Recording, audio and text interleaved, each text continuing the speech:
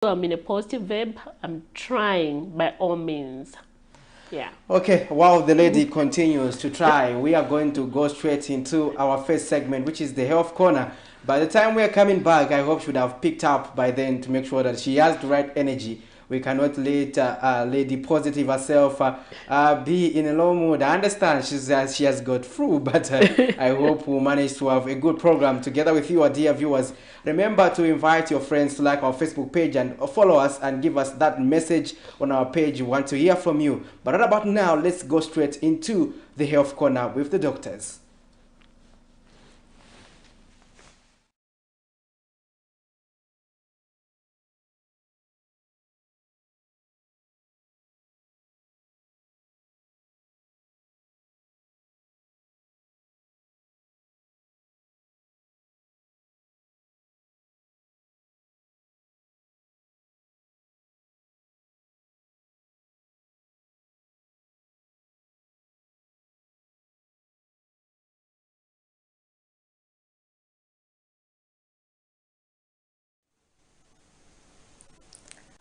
Good morning and welcome to the Health Corner here on the Breakfast Show.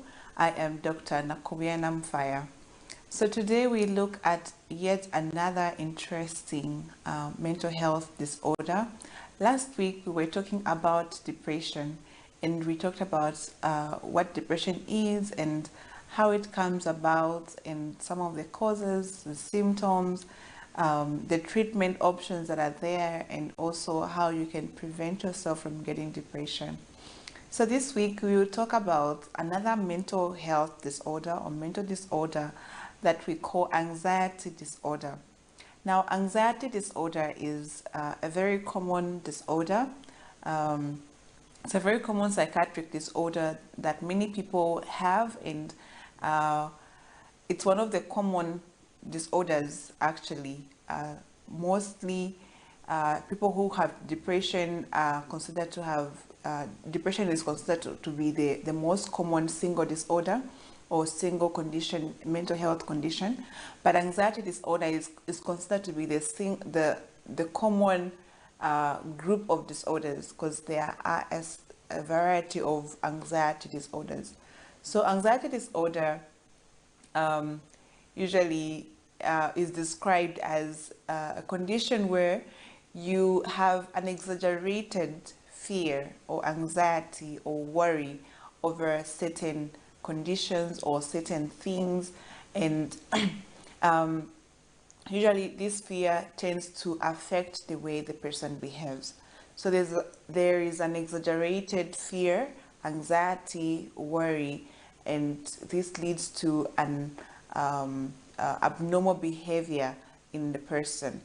And people with anxiety disorder can have both physical symptoms and even psychological symptoms.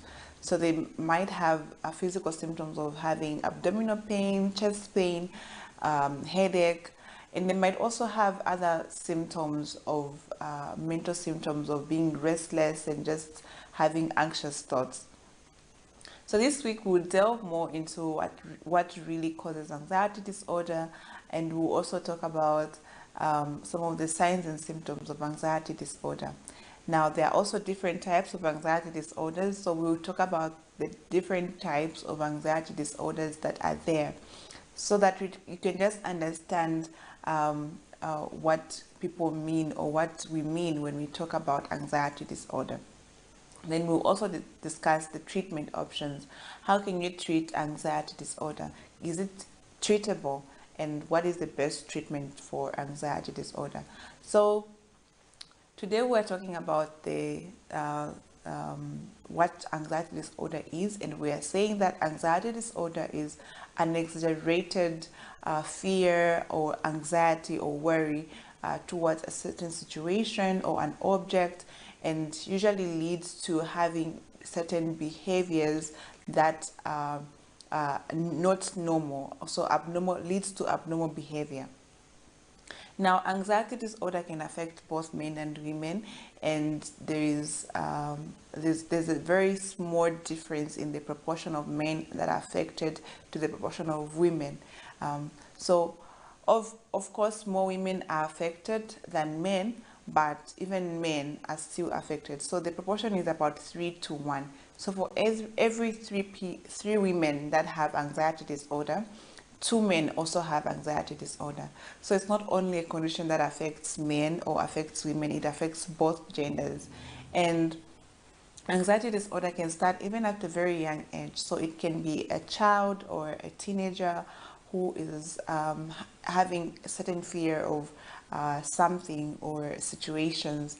Um, so it can start at a very young age and it can grow, and if it's not addressed, it can even lead to being a dysfunctional adult, having a dysfunctional adult who can't really function well in certain situations because that anxiety was not addressed in the early stages.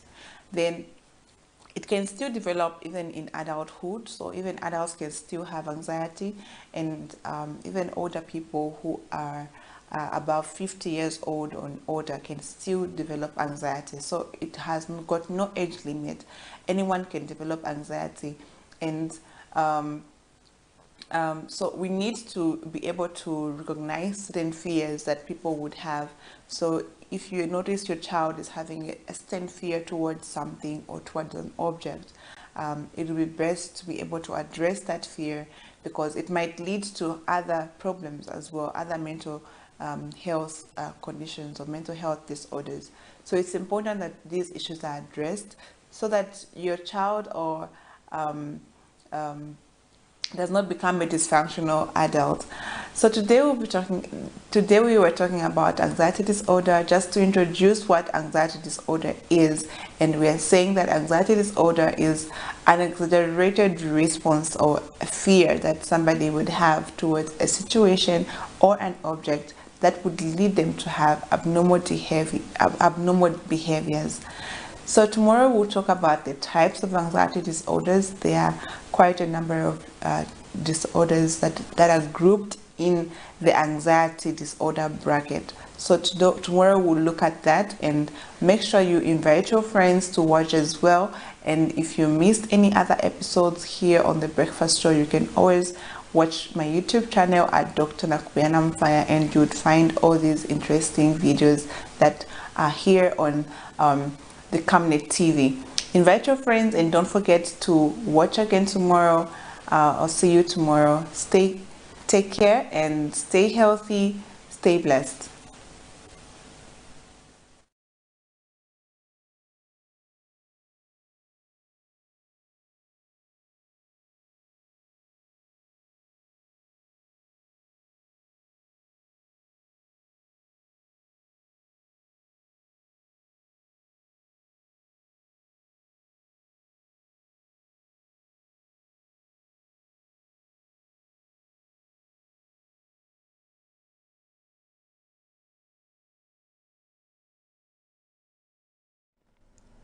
I hope you have learned one or two things there. The doctor was talking about anxiety disorder, but right about now, let's get direct into our money market.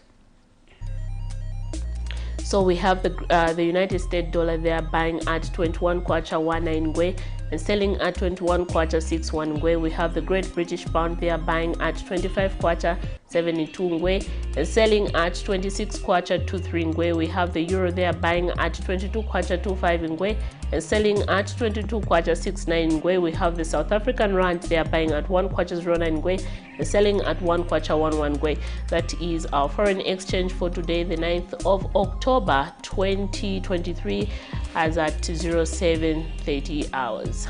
Quite interesting there that the dollar, yes, we have seen that it already, graduated. It's an adult already, but it has continued to trade between 20, 21, and we hope that we won't go into 22, Patrick. Trust me, I don't wish for that. Yeah, indeed, we have seen that the dollar has been on that trajectory, but however, it's just a significant performance by the dollar, and that's also rendering the kwacha weaker between the two currencies. So you are able to see how the kwacha is performing there. And right about now, Miriam Kemba, we have to look at some of the stories that were making the headlines over the weekend. and so that we can get discussing those stories. And our phone lines are open. In case you want to join the conversation, you can do so and leave us that give us that call. And also, those of you who are watching us via social media on our Facebook page, leave us a message, and we'll be happy to hear from you. And then we get the conversation going. What are some of the stories that we have? Exactly. Moving on, we did see yesterday a story where restaurant owners in Kamwala's market have bemoaned the inconsistent water supply by the Lusaka Water Supply and Sanitation Company, which has left business crippled. Now let's get to look at that story. It is 3 weeks since the Lusaka Water Supply and Sanitation Company shut down the Rwanda 1 water treatment plant in Kafiwe to facilitate repairs on its 900mm steel pipeline which supplies Lusaka. To this effect, the water utility company has implemented a water rationing schedule due to reduce water supply in the city. However, some Lusaka urban market restaurant owners have cried foul over what they term lack of adherence to the schedule by the water utility company. Yamabwera kusenga mazwe 6 8 hours nshayini apa tina restaurant but stima kwa nisira kusebenza tumafika pa ku government council tali ko but no market yanaleta manzi yavuta kumbe muntu amene angabwere kugula nsima ilo manzi kulibe ikafika che 15 hours ikakwana che 15 hours bantu bonse bambochoka kwa first yambilire toilet kulibe toilet manzi kulibe manje batuzambo kulisa kwani soto avutika mani pankani hapo ya mani kwa tunamboona chabe manzi ya shota manzi ya shota socha muri nkondo muno 05 mfunga mu market mkani ya mani ero mkani ya manzi 05 kapena mwatapako chezililo lokitaki ande ku restaurant za sabani wakwana. Kamwala Ward 5 Councillor Mainda Smata, speaking Sunday morning when he witnessed the delivery of emergency water at the market, expressed displeasure over the erratic water supply to the facility which houses more than 5,000 traders. Water for the toilets has run out in both 4 toilets, and that prompted me to seek the services of the Lusaka City Council Fire Department just to come and review those tanks, because the situation that we were faced with was that if there was not going to be water in the next 1 hour, the market would have had to shut down. And that's the situation that we've never ever had. Because the schedule is not being followed by Lusaka Water and Sewage Company, we've been put in an awkward position where we have to look for other sources of water. Mr. Smata adds that the market risks closure if the erratic water supply is not addressed, hence calling on the Disaster Management and Mitigation Unit DMMU to intervene. I'm appealing to the DMMU to come on board and provide some kind of emergency relief to the local authority, so that perhaps they can either procure or hire extra water bowsers to be taking water not just to markets and clinics but also to residential areas, Kamwala South and other areas of Lusaka where people are faced with a very dire water situation. For Camnet TV News, Hafias Kaptula, Lusaka.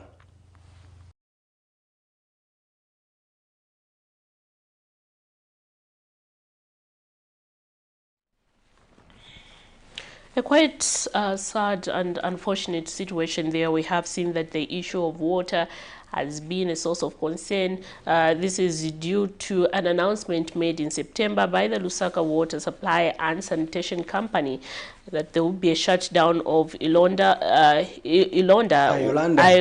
1 water treatment plant in Kafiwe, paving the way for maintenance works resulting in a 60 days water rationing in the capital city. So we have seen that various areas in Lusaka are facing water challenges, among them Kamwala South, we have Chilenje, we have all these areas that we can mention. Are you also facing the same situation in your area? I'm not usually home. I'm here in Kablonga. No, but there are people home. They would still tell you, Patrick, this is what we are facing. I think largely it's because probably it would also depend on the boreholes. The boreholes, yeah. Where you pay something, then you get the water. That may not be felt a lot, but we have a tap, so we usually don't depend on it. Sometimes water is there, sometimes water is not there. Yeah. So when it's there, you get in advance, you know. Then when it's not there, you just like that. But I'm sure the people who are who are confronted with this major challenge, I understand that usually such challenges tend to affect mostly women and children, because children who go to school as well as women, because most of the times they tend to those issues and making sure that there is water in the house. But sometimes, so they tend to feel the pressure more. Yeah. We have seen that it's the case even in rural areas where the problem of erratic water supply and sanitation services tend to affect mostly women and children. And we had testimonies, for example, where children have to wake up as late as 04 just to make sure that they are able to fetch the water before it is disconnected. So now this is something that we have to continuously address. Under the issue pertaining to Kamwara South, Mr. Mainda Semata, the area councillor, was just appealing to the local authority to make sure that it gives a steady schedule, as well as the disaster management and mitigation unit,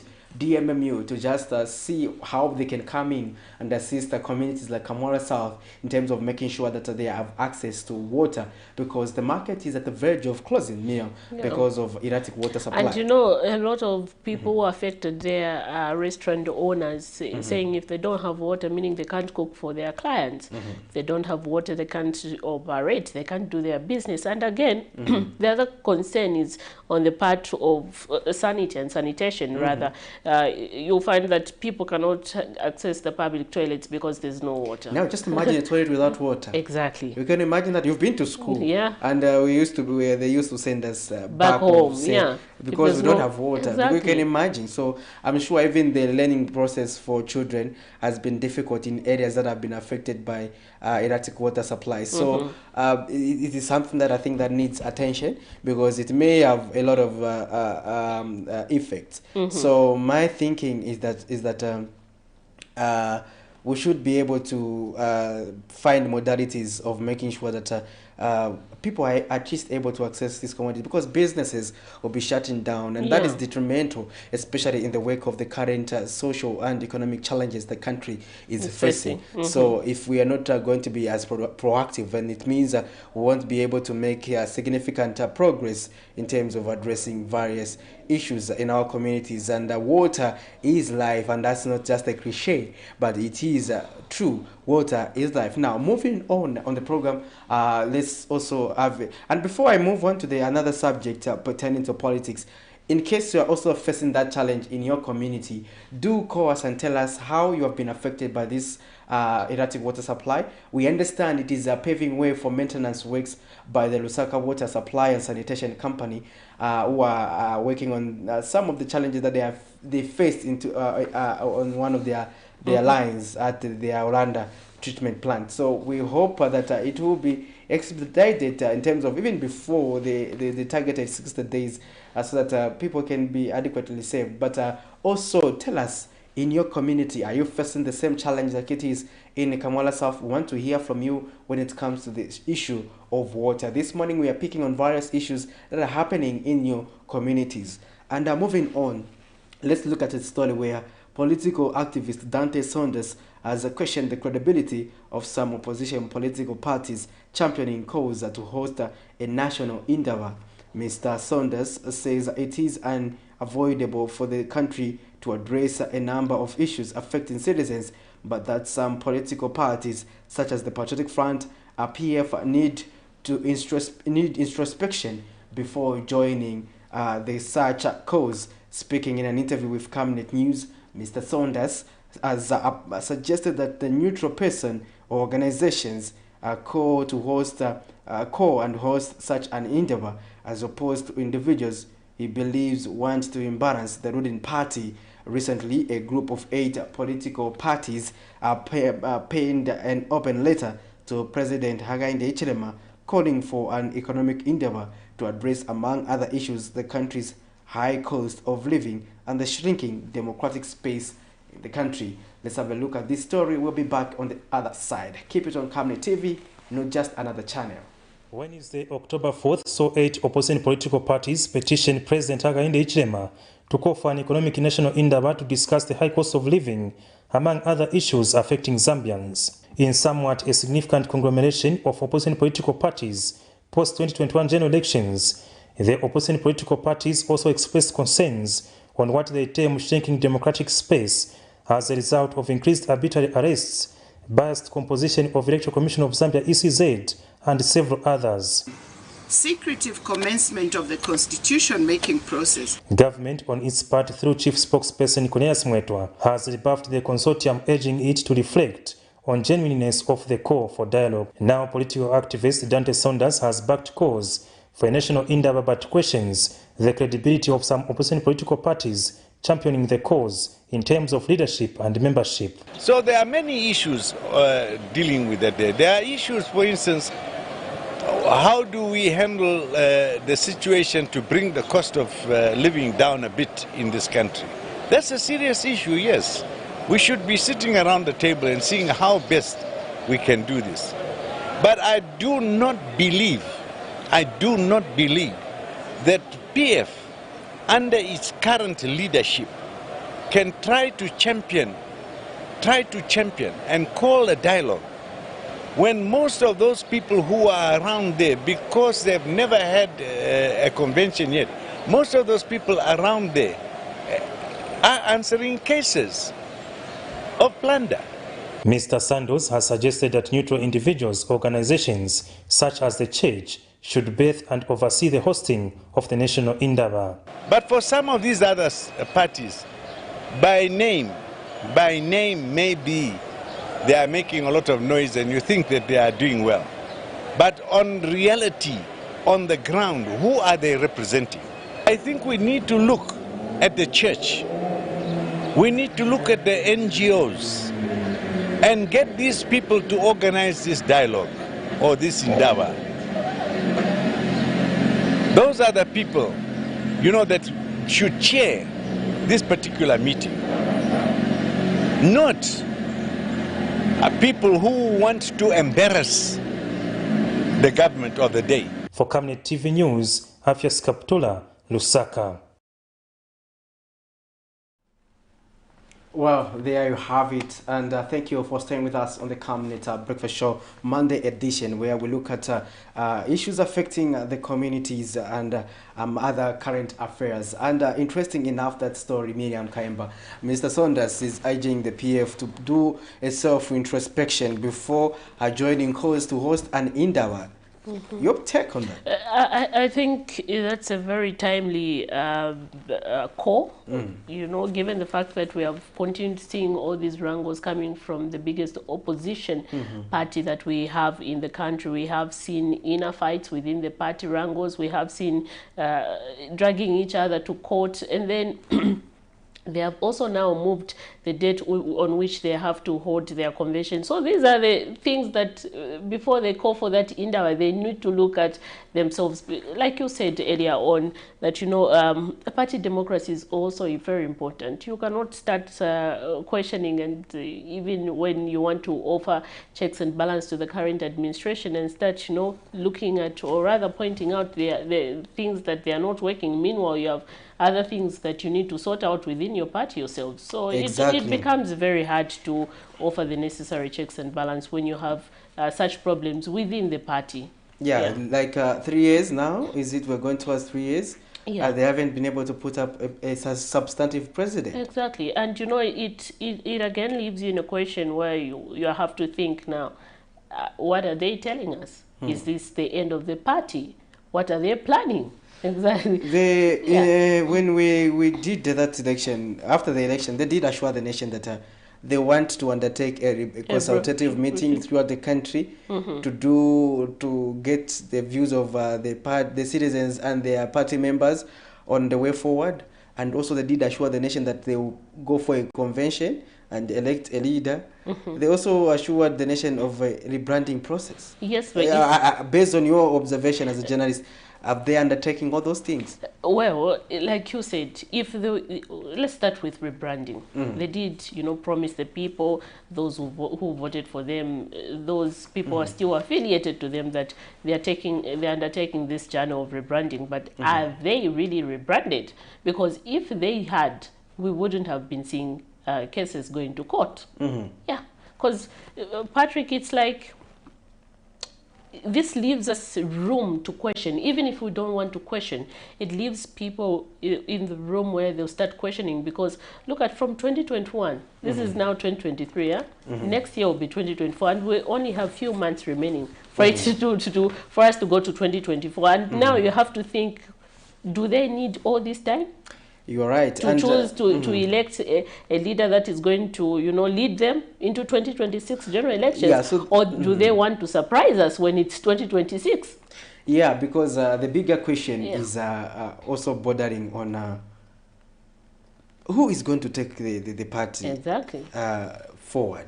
And we have seen calls from the former Deputy Secretary General, Madam Mumbipili, calling on the former head of state. And the former head of state has also come out to say he's going to think about that. Exactly. So now we start questioning. So now it's a delicate puzzle. Exactly. That is in terms of solving it, because look, there are quite a number of people who aspire to take over the leadership of the PF. But now, if they are going to go back to ECL, does it mean that they do not have someone they trust to take the party forward, and that they feel no one else is able to capable of taking the party forward? We have seen, for example, the likes of Chishimba Kambwiri, Mao Sampa. We have seen also Brian Mundubile. We have seen Emmanuel Mwamba, among others, Mutoto Kafuaya. All these people want to contest for the presidency. But again, what goes into their mind when someone is calling for the ECL comeback? Are they okay with that? Or what really happens? Or are they pretending? What really is happening? I do not think, especially given that these people already paid nomination, is it participation fees or the nomination fees? They already paid, and that they were just waiting for a date to be announced. Exactly. Does it mean they're too rich that they don't even think about the fee that was attached? And this is why we have seen that one of them, who is a presidential hopeful for the Patriotic Front, Mao Sampa, rushing back to court and saying, you know what, we have delayed our convention. This is the more reason why he's seeking that when the court orders, rules in his favor, the court should order that within 30 days after ruling in his favor, the party should be able to hold its convention. Interesting. So these are the things that we get to see. But all in all, Patrick, we want opposition party that will be able to hold the current administration accountable. And if we're going to say we need opposition political parties that are going to hold the current administration accountable, themselves, at the end of the day, they need to hold themselves accountable and ensure that there's sanity within their parties, and we don't have to see all these wrangles. You're right. You have to come to the party with clean hands. Clean hands. You don't have to come to the party while you have issues to sort out. Trust me. From my analysis, when I'm analyzing things, I think that is more why we are now seeing that the Socialist Party somehow is getting the momentum and trying, to boost its members, because we have seen that some members who are from the opposition political parties have now transitioned into the Socialist Party. Yeah, I think you're right about that, because we're seeing that the Socialist Party is the movement that is seemingly growing in that most of the senior party officials of the Patriotic Front are equally moving to the Socialist Party. They're not going to the UPNT, but they're going to the Socialist Party.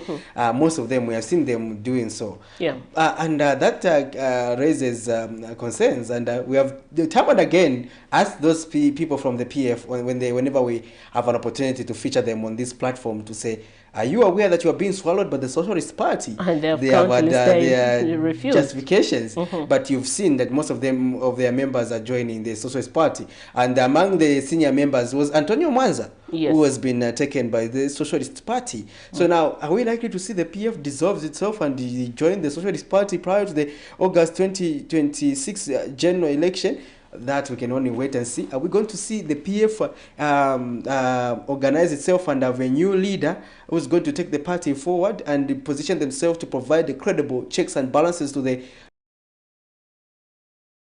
that we are yet to see? Yeah. Are we going to see ECL coming back into politics and contest and challenge President Hakainde Hichilema in 2026 again? They do a rerun, or let's say they do a rematch in 2026.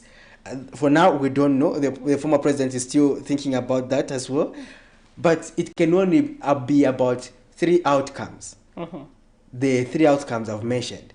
It's either the PF rebrands and comes up with a new leader who's going to take the party forward, or it's going to be the PF is going to be disoriented and lose more members to political parties like the Socialist Party. And the third option is where former President Edgar Lungu is likely to take back the PF and do a rematch against President HH.